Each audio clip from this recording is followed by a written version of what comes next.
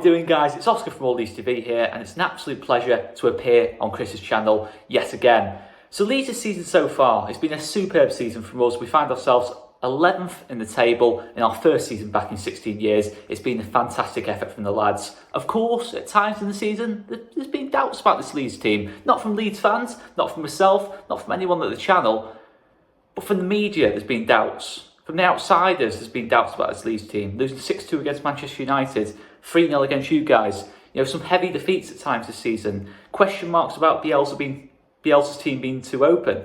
But we've adapted the second part of the season. We've been more compact. We've been a little bit more solid. We've gone with a bit more of a hard-working midfield rather than creative midfield. And we've got the results. We've won at Leicester. We've won at City with 10 men. We took results against Liverpool, Manchester United and Chelsea. Positives. And we deserve them.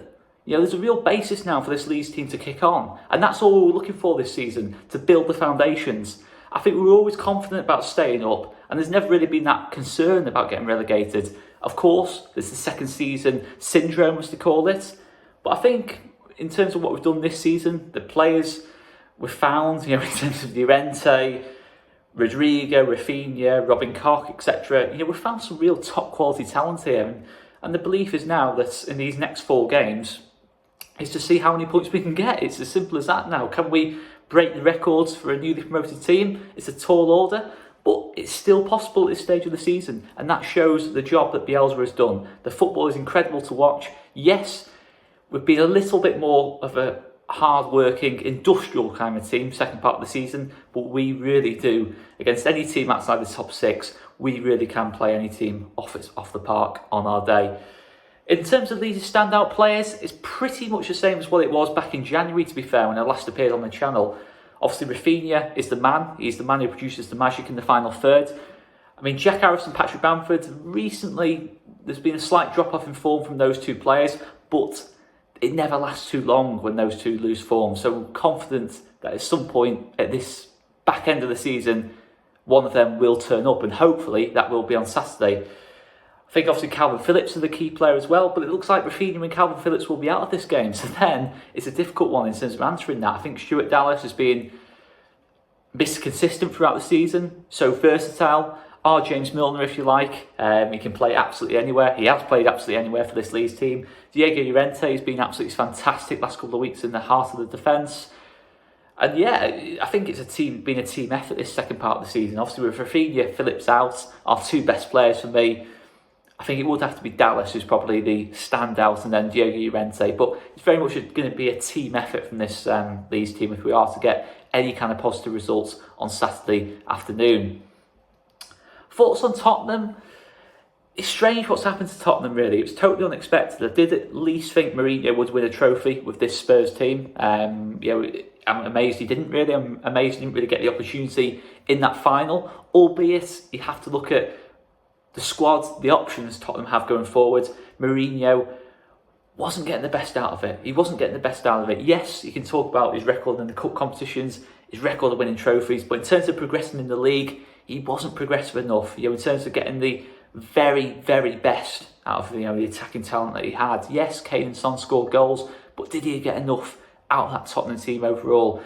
Not for me. And I think Tottenham, since Mourinho's left, I feel now with Mason obviously playing a bit more on the front foot. I saw your game against Sheffield United, high pressing. Yes, we all know how poor Sheffield United are, so we can't bring too many conclusions from that. But it was more progressive. It was different to Mourinho. And I think it's probably more what you kind of associate with Tottenham in terms of the Pochettino era. It was a lot closer to that in terms of what Mason's produced so far. So the high press, obviously allowing Kane, Son, Bale a little bit more attacking freedom. Obviously you saw how they combined against Sheffield United. Again, it's hard to bring too many conclusions based just off that Sheffield United game, but it definitely looks a lot more attack-minded, which is what Tottenham needs to do, because the strength of this Tottenham team is going forward.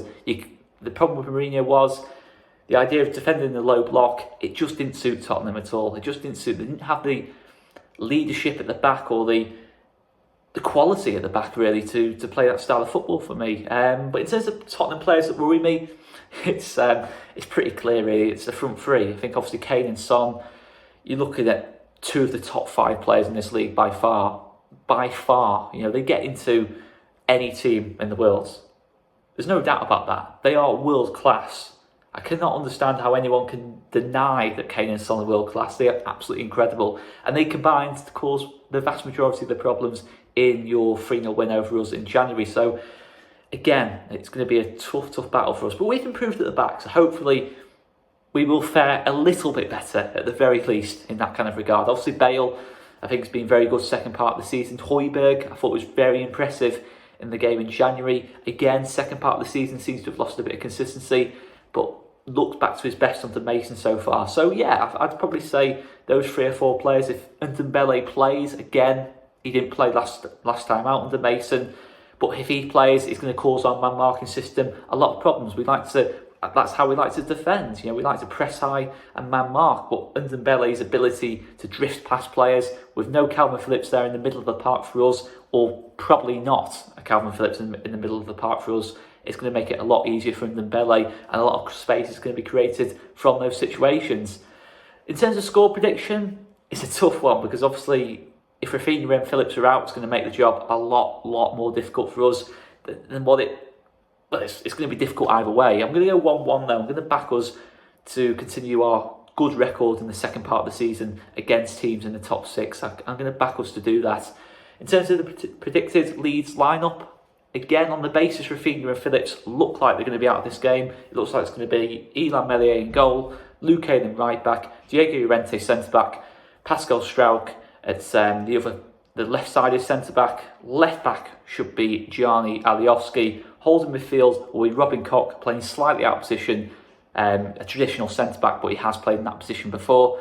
On the right-hand side will probably be Ian Poveda, Stuart Dallas, Tyler Owitz as central midfielders. Left-hand side, probably Jack Harrison, and up top will be Patrick Bamford. That is the team selection that I'm expecting. It's been an absolute pleasure to appear on the channel again, and best of luck to Tottenham for the final part of the season, and good luck if you can finish in that top 4. See you later, guys.